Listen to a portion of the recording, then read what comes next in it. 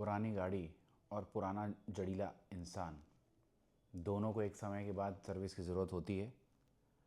बिना सर्विस के उनका लाइफ स्पैन कम हो जाता है। नमस्कार दोस्तों, मैं हूं डॉक्टर शशांक और welcome back to my channel doctor dapper 26।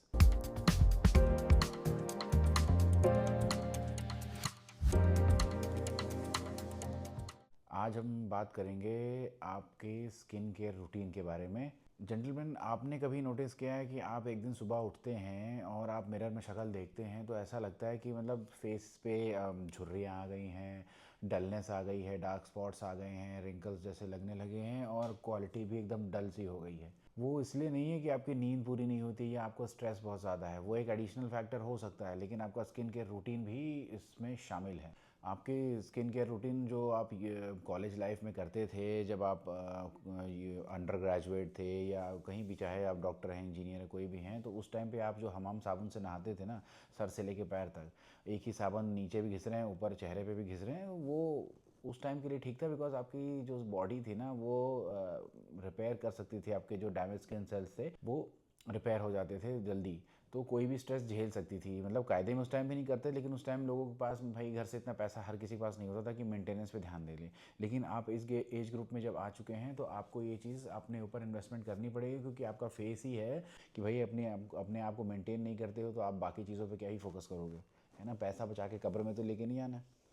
तो बेसिक चीज़ों की बात करते हैं कि स्किन केयर रूटीन कैसे होता है। एक हम लोग बात करेंगे बेसिक स्किन केयर रूटीन की, दूसरी होती है एडवांस्ड या प्रो लेवल की स्किन केयर रूटीन। बेसिक तो नॉन नेगोशिएबल कहेंगे कि आपको करनी ही करनी है, मैंडेटरी है सबके लिए जो अगर इस ग्रुप में, अगर आप इस चैनल पर देख रहे हैं और फॉलो करना चाह रहे हैं मेरे रूटीन को, तो ज़रूर बेसिक तो आप करें ही करें, इसमें कोई खर्चा नहीं होने वाला कोई बहुत ज़्यादा। और जो प्रो लेवल की या मैं कहूँ कि एडवांस लेवल की स्किन केयर रूटीन है, उसमें भी थोड़ा सा एडिशनल खर्चा होगा, लेकिन ऐसा नहीं है क्योंकि आप अगर आप कोई भी सामान लेंगे, मैं कंपनी या ब्रांड से मतलब नहीं है मेरे को, आपकी स्किन के लिए जो सूट करे वो आप सामान यूज़ करिए, चाहे वो ऑनलाइन लीजिए चाहे ऑफलाइन लीजिए, लेकिन वो चलता है। ऐसा नहीं है कि एक ही दिन में ख़त्म हो जाए, बिकॉज आप जब भी कोई सीरम या कुछ लगाते हैं तो बहुत ड्रॉप्स में नहीं, एक दो ड्रॉप डाल के ही आपके फेस पे वो यूज़ हो जाता है, बाल्टी भर नहीं लगाना पड़ता है। तो अगर आप देखेंगे तो कॉस्ट इफेक्टिव ही रहता है, बट अपने आप को मेंटेन करने के लिए आपको इतना तो करना ही पड़ेगा। अब कॉजेज़ क्या हैं जो आप देखते हैं ना कि आपके टाइम के साथ में स्किन केयर जो स्किन है वो डल, ड्राई और से लूज़ हो जाती है, रिंकल्स आ जाते हैं। बिकॉज क्यों है, सबसे पहला होता है कि आपके स्किन में जो है ना वो होती है कोलेजन। कोलेजन क्या करता है, जैसे आपके जो स्किन होती है ना उसको टाइट रखता है, फर्म रखता है। अगर आप यंगर एज में हैं, समय के साथ वो कोलेजन लूज़ हो जाता है। जैसे गद्दे में स्प्रिंग अगर देखें हैं आप, जो नया गद्दा लाते हैं उसमें स्प्रिंग होती है, उसमें रिकॉयल बहुत अच्छा होता है।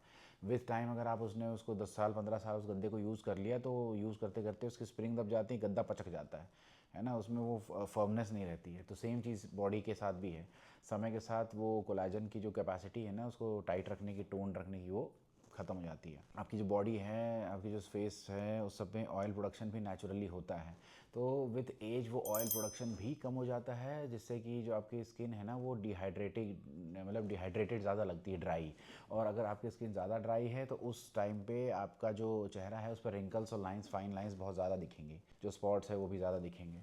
तो इसलिए आपको हाइड्रेशन ऑफ द स्किन भी ध्यान रखना है ओवरऑल बॉडी के साथ साथ। थर्ड पॉइंट जो है ना, वो मैं कहूँ कि जो रिपेयर होता है ना बॉडी का, सेल्स का, वो समय के साथ स्लो हो जाता है कि वो अब इतना ज़्यादा स्ट्रेस नहीं ले सकता है। तो अगर आप लगातार उसको स्ट्रेस दे रहे हैं अपनी स्किन को और उसके ऊपर आप कोई उसका रिकवरी के लिए आप कुछ यूज़ नहीं कर रहे हैं ना, तो स्किन डैमेज होती ही जाएगी और फिर वो इरिवर्सिबल हो जाएगी। मैंने ना एक फ़ोटो आर्टिकल देखा था, उसमें ना एक ट्रक ड्राइवर थे कहीं फॉरेन में, कहीं बाहर। उनका ना ट्रक ड्राइविंग का करीब 20 साल से ऊपर का उनका ड्राइविंग का एक्सपीरियंस था, तो वो लगातार ट्रक चलाते रहते थे दिन भर। तो एक समय के बाद जब ना उनकी एक फ़ोटो किसी ने ली, फोटोग्राफर ने, तो उनका जो फेस था एक हाफ का एकदम झुर्रियों से भर गया था, एक हाफ उसके मुकाबले में थोड़ा सा बेटर था। ट्रक ड्राइवर जब गाड़ी चलाते हैं ना तो विंडोज़ उनकी वहाँ पे ओपन होती है, ग्लास की विंडोज़ होती हैं, तो धूप आती है चेहरे पे। वो 20 साल से चला रहे थे, तो एक उस कोई स्किन केयर रूटीन तो वैसे भी नहीं था, लेकिन एक साइड से इतना ज़्यादा सनलाइट का एक्सपोजर था कि वो साइड और ज़्यादा डैमेज और रिंकल्ड हो गई थी। अभी आपको मैं फ़ोटो भी दिखाऊंगा उनकी। तो इससे पता चलता है कि समय के साथ साथ ना ये जो चीज़ें हैं वो कैसे बदलती हैं अगर आप अपना ध्यान न रखें। तो अगर आप कुछ भी नहीं करते हैं ना, बस नहाते समय चेहरे पे साबुन रगड़ लेते हैं, तो फिर तो ये इम्प्रूवमेंट नहीं आने वाली है। तो सबसे पहले आप जो बेसिक प्लान है, बेसिक प्लान में जो है सबसे पहले आप करेंगे कि आप एक अच्छा face cleanser, hydrating face cleanser या फेस वॉश ले सकते हैं, बिकॉज उसका मतलब यही है कि वो आपके स्किन पे हाइड्रेशन को मेंटेन करेगा। आपको अपनी स्किन को मेंटेन अगर हाइड्रेट नहीं रखेंगे ना तो वो ड्राइनेस बनी रहेगी, बिकॉज सादा वाला साबुन आपके फेस में से वो निकाल लेता है पानी को और एकदम खींची खींची सी स्किन हो जाती है। तो आप चाहते हैं कि आपकी स्किन थोड़ी सी सॉफ्ट हो तो आप कोई भी हाइड्रेटिंग क्लेंजर, फेस क्लेंजर या फेस वॉश यूज़ कर सकते। उसके बाद आपने जब क्लीन कर लिया है उसके बाद अपने स्किन को आपको मॉइस्चराइज करना है। आप कोई भी मॉइस्चराइजर लीजिए, अपने स्किन के अकॉर्डिंगली लीजिएगा। जैसे जिसकी स्किन ज़्यादा ऑयली है तो उसके लिए अलग आते हैं, जिसकी स्किन ज़्यादा ड्राई है उसके लिए अलग आते हैं। हमेशा अपने डर्मेटोलॉजिस्ट के साथ एक बार बैठ करके बात करें। अगर नहीं भी गए कभी जीवन में तो एक बार विजिट ज़रूर करिए, उनके साथ बात करिए कि कैसे अपने स्किन को मैं इम्प्रूव कर सकता हूँ और कौन सी प्रोडक्ट मेरे स्किन के लिए बेटर होंगे। मैं अपनी सजेशंस में बता रहा हूँ जो मैंने ट्राई करे हैं। मैं रैंडम एक्सपेरिमेंट्स करता रहता हूँ। मेरे कोई ब्रांड स्पेसिफिक अभी तक नहीं है, लेकिन मेरे को जो सही लगता है मैं यूज़ करता हूँ। हाँ, लेकिन वो प्रोडक्ट मैं यूज़ करता हूँ कि मॉइस्चराइज़ करना है तो करना है, सनस्क्रीन लगानी तो लगानी। तो अपने डॉक्टर से ज़रूर मिले। ये नहीं कि मैंने अगर बता दिया तो सब कुछ लगा ही लेना है। अपनी स्किन को भी आप समझें, उसके अकॉर्डिंगली आप ट्राई करें। मैं एक रूटीन बता रहा हूँ जो करना ज़रूरी है, जो आपको क्वालिटी दे सकता है। ठीक है, आपने अब फेस वॉश कर लिया था, उसके बाद हमने मॉइस्चराइज़र लगा लिया। मॉइस्चराइज़र में जो है हमें ये चीज़ देखनी है कि मॉइस्चराइज़र जो होगा ना उसके अंदर सेरामाइड जो होते हैं या हाइलोनिक एसिड टाइप का कंटेंट जो हो, अगर वो होता है तो वो आपके लिए बेटर है। ये क्या करेगा ना, आपके स्किन सेल्स के अंदर मॉइस्चर को लॉक करके रखे, बहुत जल्दी वो ड्राई नहीं होने वाले। बाकी समय के साथ अगर आप फेस अपना फिर से वॉश कर लेते हैं तो आपको रीअप्लाई करना पड़ेगा, लेकिन हाँ, जब तक लगा है वो मेंटेन करेगा। और उसके अलावा आप जब मॉइस्चराइज़र आपने लगा लिया, वो ड्राई हो गई है, अब आपका जो मेन जो हथियार है ना उसके अलावा तो कोई भी नहीं, बिकॉज सन में आपको जाना है तो सनस्क्रीन तो एकदम मतलब करनी ही करनी है। मिनिमम एसपीएफ जो होता है वो 30 का आपको यूज़ करना है। आप चाहे हल्की धूप में जा रहे हैं चाहे बड़ी कड़ी धूप में जा रहे हैं, आपको सनस्क्रीन लगानी ही लगानी है। और अगर आपने फेस क्लीन कर लिया है तो दोबारा से आप अपने बैग में रखिए, जहाँ भी ड्यूटी में जाते हैं आप फेस पे भी लगाइए। अपने हैंड जो भी एक्सपोज्ड एरिया, नेक है, हैंड्स हैं, उस पर आपको लगाना ही लगाना है। आप क्या है ना कि सन जो आपको एक्सपोजर है, सन एक्सपोजर यही सारी चीज़ को आपकी जो स्किन है उसको लेदरी बना देता है, एकदम नहीं रिंकल टाइप के बना देता है। तो आप अगर उसको लगाएंगे तो एक तरीके का कवच हो जाता है जो आपकी स्किन को प्रोटेक्ट करता है। अगर आप इतना डेली करते हैं ना, एटलीस्ट 1 या 2 महीना आप इसको ट्राई करिए, फिर आके कमेंट करिएगा। मैं बोलता हूँ कि चेंज आएगा, लोग नोटिस करेंगे। आज ही मैं अपने ड्यूटी पे गया था, वो वहाँ ओटी में साथ में लोगों ने कहा कि आपने कुछ कराया है क्या से चेहरे पे। मतलब होता नहीं है कि भाई बगल वाले जो नाई है उनके हजामत कराने गए थे तो उसने बोला सर स्क्रब कर देता हूँ, डिटैन कर देता हूँ, वो नहीं कराया। घर पे ही सारे रूटीन रेगुलरली फॉलो किए थे तो उसमें ही लोगों को इम्प्रूवमेंट दिखा। तो मैं यही कहता हूँ कि आप बेसिक चीज़ों को करेंगे ना तो वो आपको दुकान में जाकर के वो घिसवाने की ज़रूरत नहीं है कि पहले महीने 2 महीने में एक बार गए और आप रगड़वा रहे हैं, सर डिटैन करवा लिया, ये करवा लिया। उससे कोई आप गोरे नहीं हो जाएंगे ना, स्किन में को बहुत ज़्यादा चेंज आएगा। वो अल्टीमेटली चीप प्रोडक्ट्स यूज़ करते हैं और आपको लगता है कि आप साफ़ सुथरे हो गए, घर आके मिरर देखेंगे तो लगेंगे वही जो पहले थे। समझे, ये चीज़ को आपको फॉलो करना है। और उसके अलावा आपको अपने डाइट, हाइड्रेशन एंड स्लीप पे ध्यान देना है, तभी ये ओवरऑल इफेक्टिव होगा। और फिर हम बात करते हैं आपका एडवांस्ड रूटीन के बारे में, या प्रो लेवल जो आपका आजकल फ़ोन आते हैं ना, प्रो, अल्ट्रा, मैक्स, ये सब। तो ये वाली सीरीज़ में हम बात करेंगे सबसे पहले जो आपने मॉर्निंग में रूटीन लिया था ना कि भाई फेस क्लेंस करना है। फेस क्लेंस करने के बाद में अब आप नेक्स्ट ऐड ऑन करेंगे एक सीरम को, जो कि है विटामिन सी का सीरम। विटामिन सी सीरम के लिए मैं क्यों कह रहा हूँ, बिकॉज विटामिन सी जो होते हैं ना वो आपका एंटीऑक्सीडेंट होता है। वो जो डैमेज करने वाले जो आपके सेल्स होते हैं ना स्किन में, उसको ये स्लो करता है। और उसके अलावा जो है ना आपके जो चेहरे की डलनेस है और थोड़े से जो डार्क स्पॉट्स हैं उसको ये धीरे धीरे कम करेगा। बट आप लगाएंगे तो आपके चेहरे पे अपने आप एक चेंज आएगा, एक शाइनिंग मतलब एक शाइन आएगी और डलनेस थोड़ी थोड़ी करके ख़त्म होगी। तो आपने अब ये लगाया है विटामिन सी सीरम, और उसके बाद में अब विटामिन सी या विटामिन सी जो भी बोलो लगाना है, कोई भी ब्रांड का यूज़ करिए, लेकिन मॉर्निंग में लगाना है। आफ्टर दैट जब आप मॉर्निंग में निकलते हैं तो फिर से वो उसके ऊपर आपको मॉइस्चराइज़र लगाना है। फिर मॉइस्चराइज़र लगा लिया, उसके बाद आप सनस्क्रीन को भी लगाना है। ये तो हो गई दिन की बात। अब हम बात करेंगे शाम को भी आपको एक रूटीन फॉलो करना है। एडवांस वाले में, बेसिक वाले में भी सेम ही रूटीन था, उसमें बस सनस्क्रीन नहीं लगानी होती थी। फेस क्लेंस किया ऑफिस से आने के बाद में और मॉइस्चराइज कर लिया, काम खत्म। अब इसके बाद में जब आप एडवांस में जाएंगे, एडवांस में आपने स्किन केयर रूटीन किया, घर आए, फेस क्लेंस किया, उसके बाद आपको एक सीरम लगाना है। रेटिनॉल सीरम ही आप यूज़ करिए, ठीक है। वो आपकी जो स्किन है ना उसको स्किन सेल्स को रिपेयर करने के लिए बहुत हेल्पफुल होता है। तो नाइट में आप रेटिनॉल को लगाते हैं उसके बाद आप उसके ऊपर फिर मॉइस्चराइज़र लगा लेंगे। ठीक है। अगर आपको लग रहा है आपके फाइन लाइंस आइज़ के नीचे ज़्यादा है या पफ़ी है तो अंडर आई क्रीम भी आती है, वो भी आप यूज़ कर सकते हैं। तो उसमें लेकिन मॉइस्चराइज़र से पहले लगाना है। आपने क्या किया कि पहले फेस मॉइस्चराइज़र मतलब फेस के ऊपर जो रेटिनॉल सीरम था वो लगा लिया। जब वो सूख जाए कुछ सेकंड्स बाद, तब वो अंडर आई क्रीम को यूज़ करेंगे। आँखों के नीचे हल्का से लेके डैब करना है, रब नहीं करना, टच करके ऐसे ऐसे हल्का। उसमें लगाने के लिए होता है, आप लगा के एक इतना छोटा सा मटर के दाने और छोटा दाने ऐसे लगा के दोनों आँखों के नीचे लगा लेंगे। अब वो डिपेंड करता है कि अगर आपकी आँखें ज़्यादा सूजी हुई हैं तो आप caffeine containing under eye cream को यूज़ करिए। कि स्किन में जो है रिंकल्स ज़्यादा हैं, तो आप जो है ना आप पेप्टाइड्स कंटेनिंग या रेटिनॉल कंटेनिंग वाली क्रीम मिक्स करके जो आती है वो भी लगा सकते हैं। उससे थोड़े रिंकल्स कम हो जाएंगे, है ना। बहुत ज़्यादा नहीं लगाना है, हल्का सा लगाना है। अब आपने ये लगा लिया, उसके ऊपर फिर आपको मॉइस्चराइज़र लगाना है। ये आपका डेली का नाइट का रूटीन है।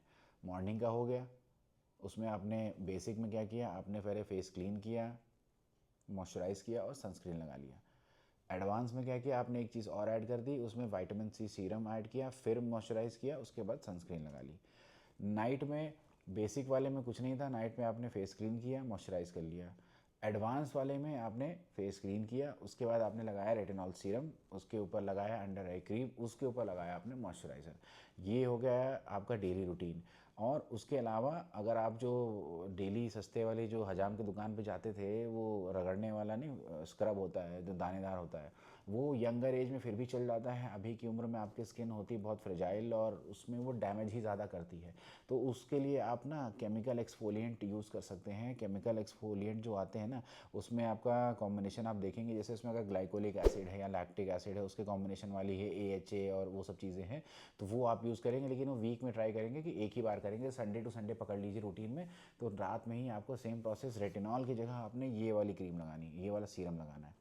उस जिस दिन आपने ये सीरम यूज़ किया संडे को, उस दिन रेटिनॉल नहीं लगाना है, दोनों साथ में लगाना है, बस एक ही चीज़ लगानी है। तो ये एक्सफोलिएंट केमिकल आप लगाते हैं तो स्किन और धीरे जो डल है वो वाले अंदर से वो निकलती है और इम्प्रूवमेंट और स्किन का अच्छा आता है। फिर आप नेक्स्ट डे जब फिर मॉर्निंग में जाएंगे, फिर सेम रूटीन करना है, क्योंकि आप सीरम लगा रहे हैं तो सनस्क्रीन तो मैंडेटरी है, नहीं तो आपकी स्किन झुलस जाएगी। जो आपने मेहनत करी ना, उस पर रायता फैलने में देर नहीं लगेगी। तो आपको ये चीज़ ध्यान रखनी है कि जो मैंने बताई है, आपको अपने लिए क्या करना है, सबसे पहले हाइड्रेटिंग फेस क्लेंजर या फेस वॉश लेना है, एक अच्छी मॉइस्चराइज़र, एक अच्छा सनस्क्रीन लेना है, कोई भी ब्रांड का ले सकते हैं।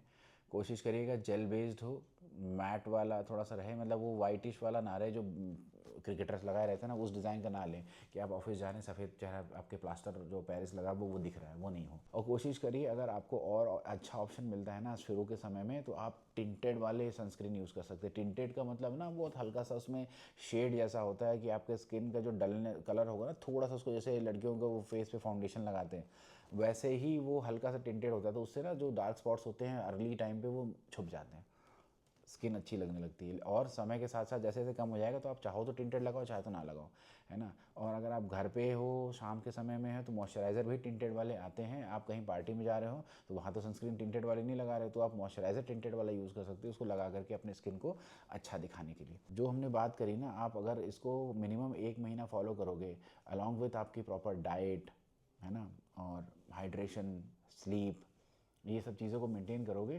तो स्किन में फ़र्क आएगा। और बगल में जो भाभी गुजर रहे होंगे ना, कहेंगे कि भैया चेहरे में आपने कुछ तो कराया है, चाहे वो कुछ भी हो।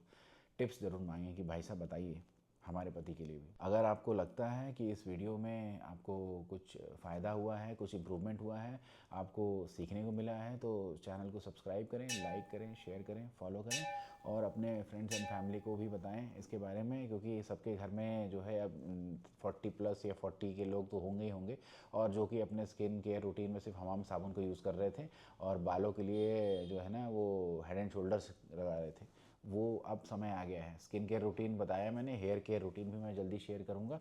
वो भी 40 या 40+ लोग जो भी है जिनकी हेयर क्वालिटी ख़राब है, उसको इम्प्रूव कैसे करते हैं उसके बारे में बात करेंगे। और सब्सक्राइब जल्दी से कर लीजिए ताकि मैं जो है इस चैनल के ऊपर और काम कर सकूँ। क्योंकि सब्सक्राइब करेंगे, फॉलो करेंगे, व्यूज़ आएंगे, तभी मुझे लगेगा कि मैं कुछ मेहनत कर रहा हूँ, तो वो आपको दिख रही है। क्योंकि कोशिश तो मैं कर ही रहा हूँ आपको बताने के लिए, लेकिन आपको भी समझना पड़ेगा कि एफर्ट के मेरे अगर चैनल पे कोई व्यूज़ ही नहीं आएंगे तो फिर मैं जो है आगे कैसे करूँगा, बिकॉज मेरी जो चीज़ है वो मैं शेयर कर रहा हूँ, कोई सुनता ही नहीं है। और मिलते हैं आपसे अगली वीडियो में। तो नमस्कार, जय हिंद, जय भारत। और स्टे शार्प, स्टे डैपर।